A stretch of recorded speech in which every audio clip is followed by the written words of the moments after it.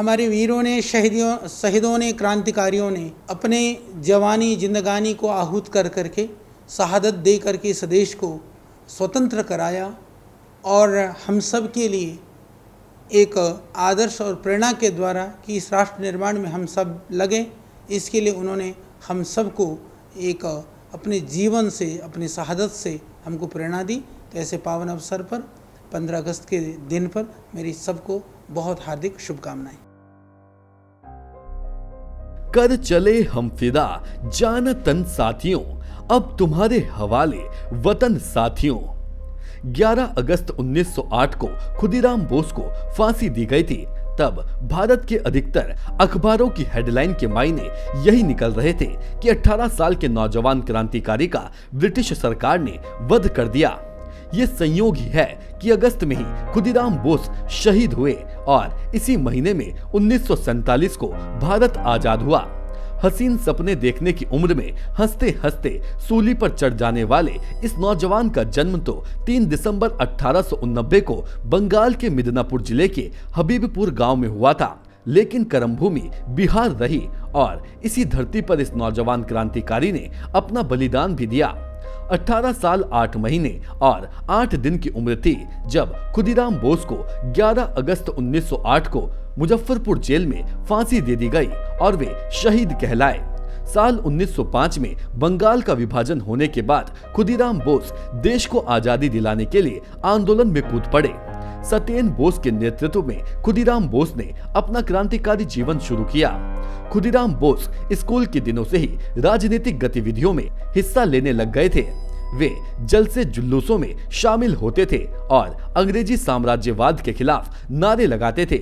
उन्होंने 9वीं कक्षा के बाद पढ़ाई छोड़ दी थी, जिसके बाद स्वतंत्रता संग्राम में वे कूद पड़े। स्कूल छोड़ने के बाद खुदीराम रेवोल्यूशनरी पार्टी के सदस्य बने और वंदे मातरम पैम्फलेट वितरित करने में महत्वपूर्ण भूमिका निभाई। 6 दिसंबर 1907 को बंगाल के नारायणगढ़ रेलवे स्टेशन पर किए गए बम विस्फोट की घटना में भी बोस शामिल थे। इसके बाद एक क्रूर अंग्रेज अधिकारी किंग्सफोर्ड को मारने की उन्हें जिम्मेदारी दी गई और इसमें उन्हें प्रफुल्ल चंद्र चाकी का साथ मिला। दोनों बिहार के मुजफ्फरपुर जिले पहुंचे और एक दिन मौका देखकर उन्होंने किंग्सफोर्ड की बग्गी में बम फेंक दिया। दुर्भाग्य की बात यह रही कि उस बग्गी में किंग्सफोर्ड मौजूद नहीं था, बल्कि एक दूसरे अंग्रेज अधिकारी की पत्नी और बेटी थी, जिनकी इसमें मौत हो गई। इसके बाद अंग्रेज पुलिस उनके पीछे लग गई। दिनेश उर्फ प्रफुल्ल चाकी और महज 18 साल के खुदीराम बोस को पकड़ने के लिए ब्रिटिश पुलिस पीछे पड़ी हुई थी। समस्तीपुर में पुलिस को चाकी की भनक लग गई। पुलिस ने पीछा किया, लेकिन अंग्रेजों के हाथ लगने के बजाय साहसी प्रफुल्ल चाकी ने खुद को गोली मार ली। उधर 18 साल के खुदीराम घटना के बाद रात भर पैदल चलते रहे। 25 मील की दूरी तय करने के बाद वो आज के खदीराम पूसा स्टेशन के पास पहुंचे। वहां एक सिपाही फतेह सिंह और शिव प्रसाद सिंह को उन पर शक हुआ और आखिरकार वैनी रेलवे स्टेशन पर उन्हें घेर लिया गया। पुलिस से घिरा देख खुदीराम बोस के साथी प्रफुल्ल कुमार चाकी ने तो खुद को गोली मारकर अपनी शहादत दे दी, जबकि खुदीराम पकड़े गए। आखिरकार खुदीराम को पकड़कर मुजफ्फरपुर लाया गया। कहते हैं इस 18 साल के बच्चे को देखने के लिए पूरा शहर उमड़ पड़ा।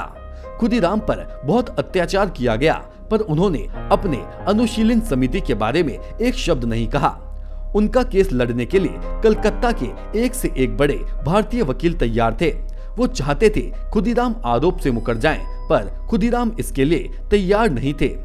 8 जुलाई को किसी तरह से सुनवाई शुरू हुई। केस में कई कमजोर कड़ियां थी जिसमें खुदीराम छूट सकते थे। फैसले की तारीख 13 जुलाई तय हुई। सबूतों के आधार पर खुदीराम को ज्यादा से ज्यादा उम्र कैद की सजा दी जा सकती थी, लेकिन ऐसा नहीं हुआ। हर दलील को किनारे करते हुए जज ने खुदीराम बोस को फांसी की सजा सुना दी। सजा सुनने के बाद खुदीराम के चेहरे पर कोई शिकन नहीं थी। वो जज को देखकर मुस्कुरा रहे थे।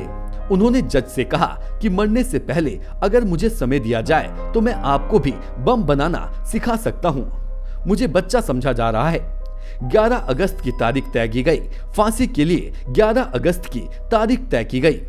11 अगस्त को सुबह 6 बजे जब फांसी का फंदा 18 साल के खुदीराम बोस का इंतजार कर रहा था, तब हाथ में भगवत गीता लिए खुदीराम बोस हंसते हुए उसके पास पहुंचे और एक ऐसी कहानी लिख दी जिसे मिटा पाना असंभव है। मुजफ्फरपुर जेल में जिस मजिस्ट्रेट ने फांसी पर लटकाने का आदेश सुनाया था, कई रिपोर्ट्स के मुताबिक उसने बाद में बताया कि खुदीराम बोस एक शेर के बच्चे की तरह निर्भीक होकर फांसी के तख्ते की तरफ बढ़ा। जब खुदीराम शहीद हुए थे, उसके बाद विद्यार्थियों और अन्य लोगों ने शोक मनाया। कई दिन तक स्कूल, कॉलेज सभी बंद रहे और नौजवान ऐसी धोती पहनने लगे जिनकी किनारी पर खुदीराम लिखा होता था। नेशन 1 से प्रमेश मनोड़ी की रिपोर्ट। नेशन 1 की खबरों के अपडेट के लिए आप हमारे चैनल को लाइक करें, सब्सक्राइब करें, पसंद आई वीडियो को शेयर करना ना भूलें और ज्यादा जानकारी के लिए लॉग इन करें www.nation1.tv पर। अधिक जानकारी के लिए आप हमें ट्विटर, फेसबुक पर भी फॉलो कर सकते हैं। तो खबरों की ज्यादा जानकारी के लिए बने रहें नेशन 1 के साथ।